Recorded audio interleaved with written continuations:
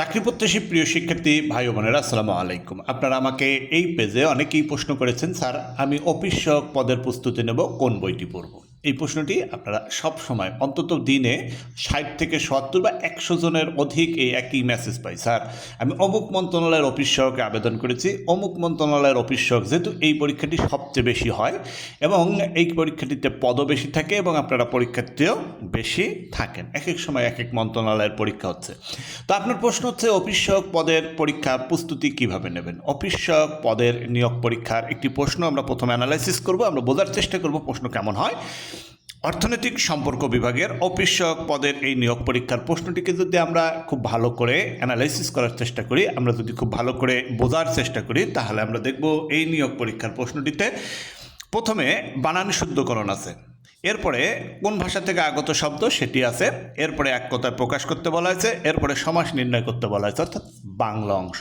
কারক, সন্ধি, সমাস, বাগধারা, এক কথায় প্রকাশ, লিঙ্গান্তর, সমার্থক শব্দ সব পরীক্ষার জন্য প্রযোজ্য। অফিস সহায়ক পদের জন্য এই প্রশ্নে আমরা দেখতে পাচ্ছি, তাই না? খুব ভালো করে বুঝতে হবে। প্রথমে আমরা কি পেলাম? বাংলা অংশ। আমরা এরপরে যদি দেখি ইংরেজি অংশ, দেখেন খেয়াল করেন, ইংরেজি অংশে ফিল ইন দ্য ব্ল্যাঙ্কস আছে, এরপরে কারেক্ট দ্য ফলোইং সেন্টেন্স, মানে সেন্টেন্স কারেকশন আছে। এরপরে যদি আমরা দেখি ট্রান্সলেট ইন্টু ইংলিশ, অর্থাৎ বাংলা থেকে ইংরেজি করতে বলা হয়েছে।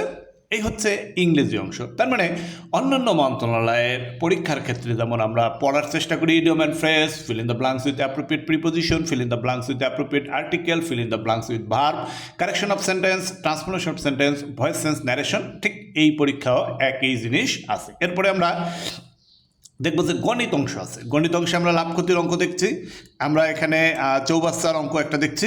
এরপরে যদি আমরা দেখি এই হচ্ছে এখানে গণিত দুটি অঙ্ক, গণিত প্রশ্ন এসেছে। তার মানে এ ধরনের গণিত সব পরীক্ষার ক্ষেত্রেই আমরা এরকম লাভ ক্ষতির অঙ্ক, ঐকিক নিয়মের অঙ্ক, সুদ কষার অঙ্ক, তাই না, মান নির্ণয়ের অঙ্ক, উৎপাদকে বিশ্লেষণের অঙ্ক, এখানেও কিন্তু তার ব্যতিক্রম হয়নি।